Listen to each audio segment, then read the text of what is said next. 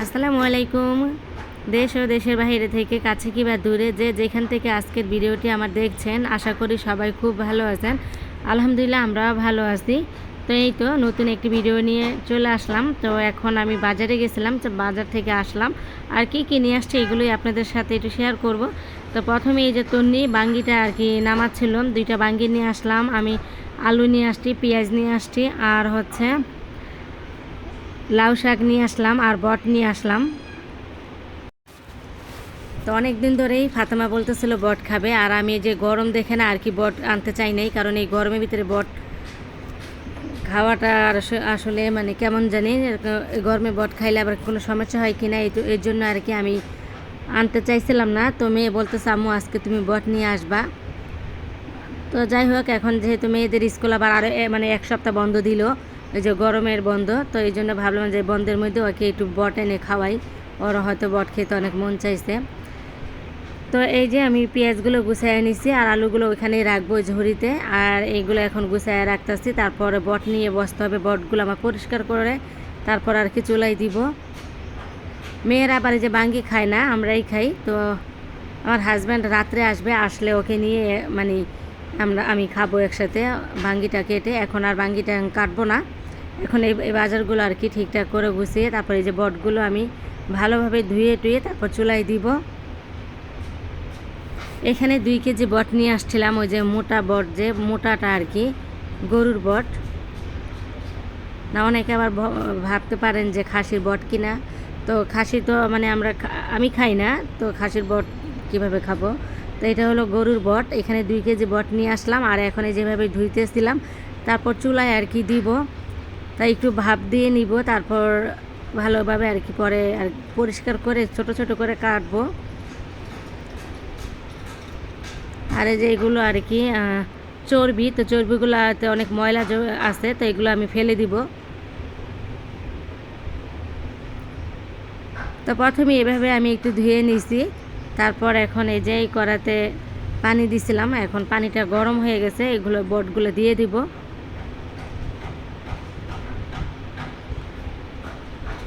তো সব বটই আমি এভাবে দিয়ে দিব, কিছুক্ষণ আর কি চুলায় থাকবে।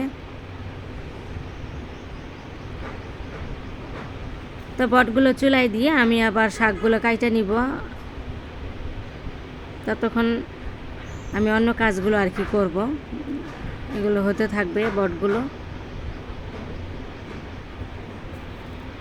তো আমার মেয়ে আবার একটু নাড়তেছিল,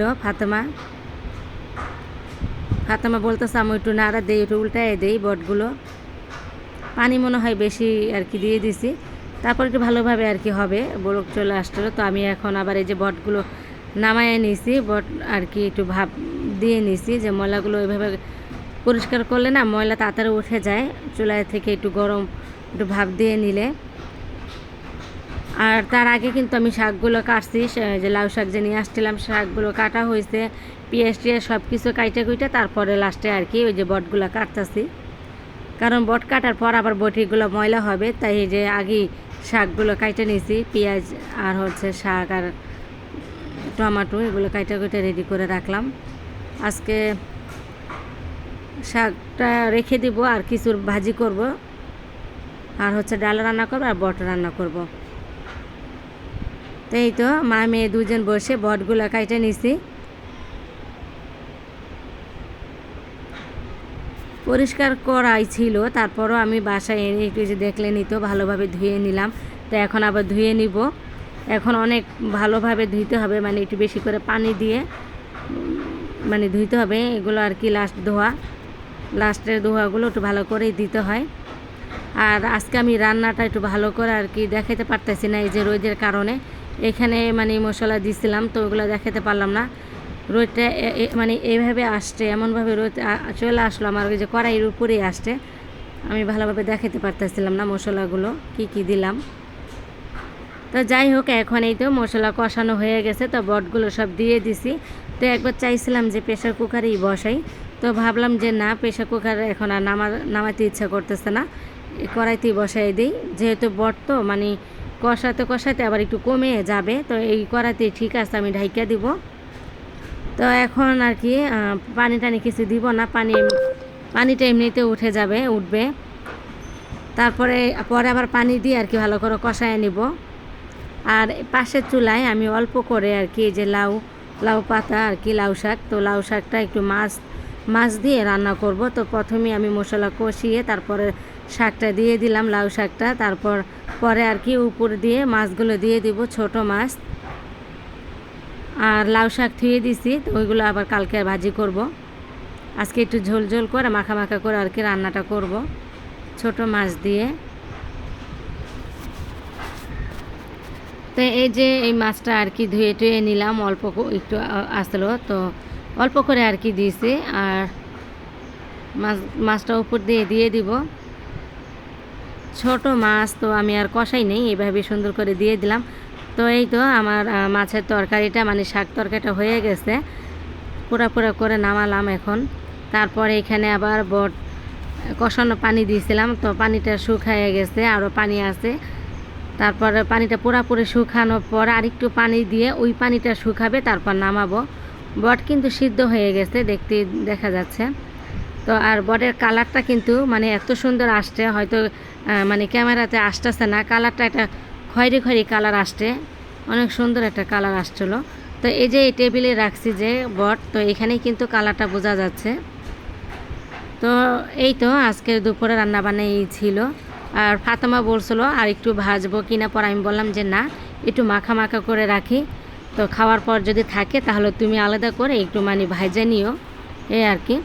তো এইটা আবার ছিল বিকেলে। তো বিকেলে আবার আমার হাজব্যান্ড আসতো, এসে আবার এই যে খাবার দিয়ে গেল মেয়েদের জন্য। বলতেছে যে মেয়েদেরকে আর কি দিও। তো এই তো মেয়েরা খাচ্ছিল। আর ওরা আবার এগুলো আর কি একটু বেশি পছন্দ করে, মানে রোস্ট আর হচ্ছে মোরগ পোলাও, এইগুলোই পছন্দ করে বেশি। তো আমি মাঝে মাঝে আর কি মোরগ পোলাও রান্না করে দেই, তো সব সময় তো ভালো লাগে না এইসব খাবার টাবার আমার কাছে। তো এই তো এখন আমার হাজব্যান্ড এসে দিয়ে আবার অফিসে চলে গেছে। এই তো এখন মেয়েরা আর কি খাবে, তো আমাকে বলতেছে আম্মু তুমি একটু খাও। তো আমি তো মাত্র ভাত খেয়ে উঠলাম, কারণ আমার ঘরের কাজকর্ম শেষ করতে করতে বিকাল হয়ে গেছিলো। এই তো কিছুক্ষণ আগেই দুপুরে খাবারটা খেলাম। তো যাই হোক, এখন এই তো এটা ছিল রাত্রের 10টা-11টার দিকে ভিডিও। আমার হাজব্যান্ড অফিস থেকে এসে গোসল করবে, এখন আবার তন্নি বলতেছে আমিও করব। তা তন্নিকে আর কি গোসল করাই দিচ্ছিল। তন্নি কিন্তু দুপুরে গোসল করছে, তারপরও এখন আবার করবে। তো এখন আমি ভিডিওটা রাখবো। সবাই ভালো থাকবেন, সুস্থ থাকবেন। আর ভালো লাগলে আমার ভিডিওটি প্লিজ একটি লাইক দিয়ে যাবেন। আজ তাহলে এই পর্যন্তই। আসসালামু আলাইকুম।